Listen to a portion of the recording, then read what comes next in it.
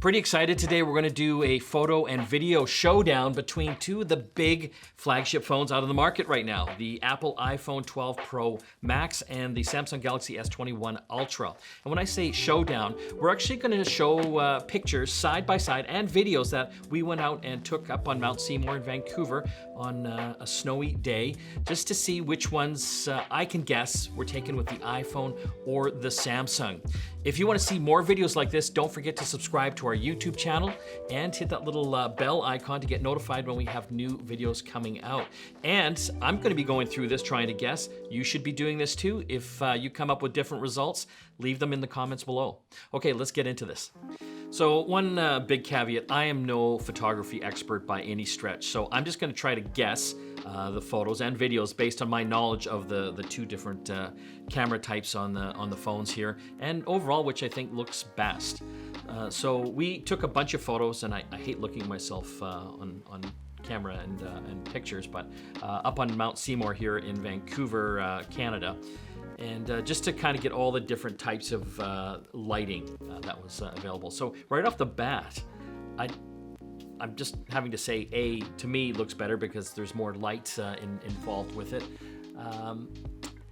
Detail, it's kind of, I might give it to B. I might give it to B, but overall, if I had to pick one that I like the best, it probably would be A. I'm going to guess that it's the iPhone 12 Pro Max. Haha, I was right. I don't know why I was right. I guess I have this perception that iPhones maybe light things up a little more with their cameras, but yeah, that's really, really interesting. You can see though in the background, the more I'm looking at it now, the Samsung is popping a little more of the colors. I think if you took the photo into a photo editing program, you might be able to do a little bit more with it. But again, on second look here, Samsung does have you can see right behind my head there in the background, like way in the distance, you can see more of the color and definition there. Okay, let's move on to the next photo. So up next, I believe we have the Telephoto Lens. This isn't the super space zoom that Samsung has, but I think regular telephoto. And right off the bat, I think if you look at the B photo, to me it looks a little kind of washed out as far as the lighting. I'm gonna have to say that B is the iPhone again. I think it's just letting in more light. I am on fire. I guessed it right again. It is interesting. There was a lot of light. You know, obviously we're up in the snow, up in the mountain there, so there's a lot of reflection happening. Again, these are untouched photos, so you probably want to take them into a photo program to adjust the brightness overall. But you know, good definition on both of them, definitely. Okay, let's move on to the next one. Next up, we have the ultra wide. Yeah, I'm gonna have to say a little more definition on camera B there. I think the A obviously is letting more light in initially there, so it just kind of stands out a little bit more. I'm gonna have to go with A again on the iPhone. You know, I'm sensing a pattern here as far as the light and brightness on the photos taken with it. And I was wrong. I was wrong on this one. That's very strange. Yeah, interesting. Okay, I guess my whole take on more brightness on the iPhone photos is out the window. Okay, let's see if I can get the next one. So now we're checking out portrait mode with the two cameras. Again, I hate looking at myself in photos, but it's a tough. I would just have to be guessing here now. I do like B better. It just seems to be a little more definitions, not washed out as much. But again, they're both excellent photos. I'm gonna go A on iPhone, B on Samsung. Haha, right again. Yeah, it's interesting. I mean, they're both excellent. You know, if you just had the iPhone or you just had the Samsung, they're both taking excellent pictures here so far. So it's just interesting. Again, the iPhone's making things a little brighter. You know, again, we're up in the mountain, in the snow, so that's kind of one type of photography. It might be different if you were not in such bright conditions, but yeah, very interesting. Okay, let's check out the next comparison. Okay, I have to say, I'm not going to be the model in these comparison shootouts anymore because I look like crazy man. I look like Eugene Levy eyebrows on there right now. Okay, you know what? This is selfie mode. There's a lot more definition happening on A. I'm gonna have to give it to A as far as the one that I like the most. But I am gonna say A would be the Samsung and B the iPhone 12. Oh, look at that. I'm right again. Yeah, that's super interesting. I know the Samsung selfie camera has a higher megapixel to it. Again, but we're dealing with the brightness on these photos. Again, it was a very bright day. I know it was overcast, but there's a lot of reflection coming up from the snow on the ground. You can see my crazy eyebrows in high definition on both of them. The Samsung's picking it up even more, but it's just it's got a kind of a richer, less bright feeling to it. Okay, let's move on to the next comparison. Okay, so we're trying out the night vision now, really seeing how much light that the sensors can bring into the cameras on both these phones. It's interesting because this is actually 8 at night in the dead of winter, so it's actually pitch black out. So I am just blown away on both of them on how much brighter they've made these photos look. It looks kind of like a late afternoon on a winter's day.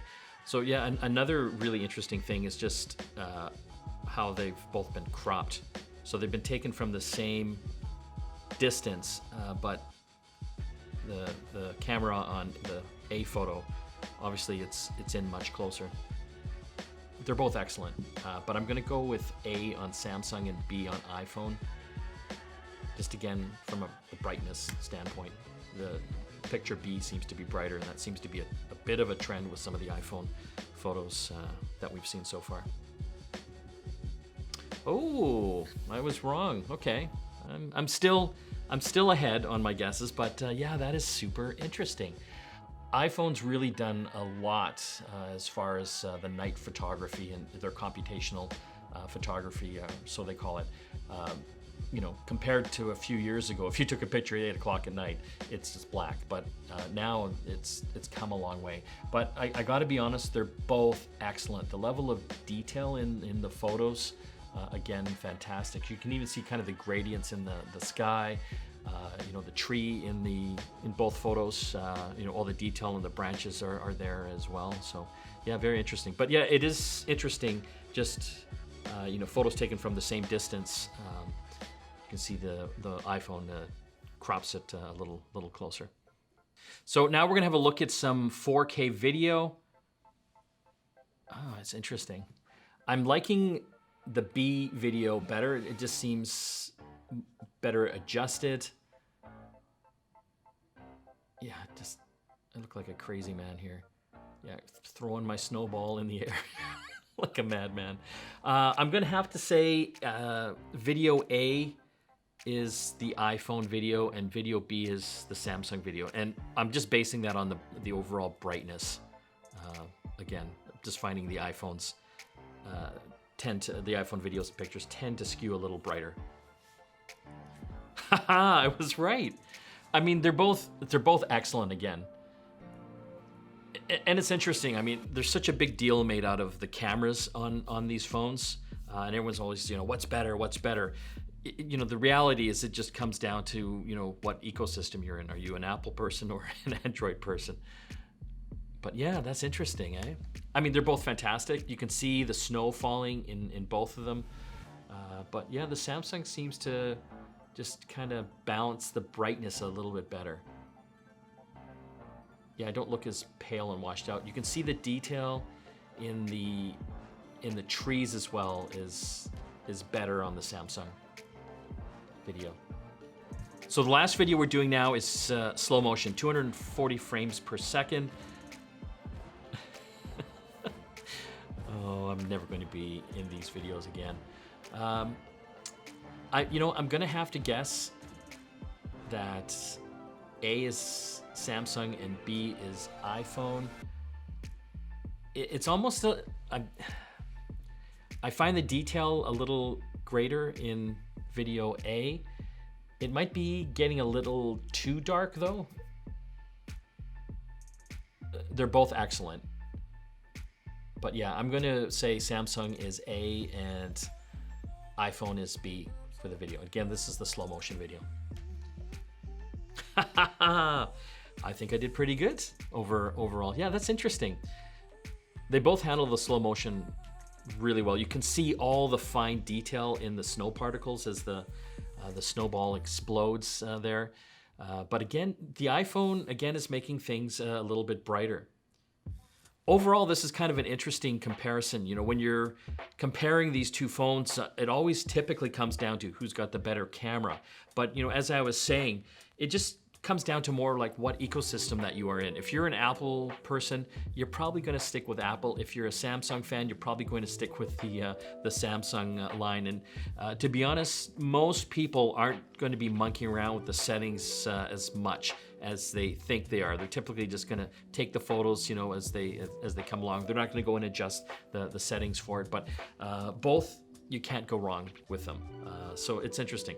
And you know, either one, you're gonna get a fantastic phone and a fantastic camera phone. It's like going into a store to pick a TV. You can see all the TVs on the wall, which one's got the better picture, but once you get it in your home, that's the TV you got. Same with the camera phone here. So, you know, interesting. You know, if you get a chance, show some of your friends and see what they think and see if they come up with the same results as you do.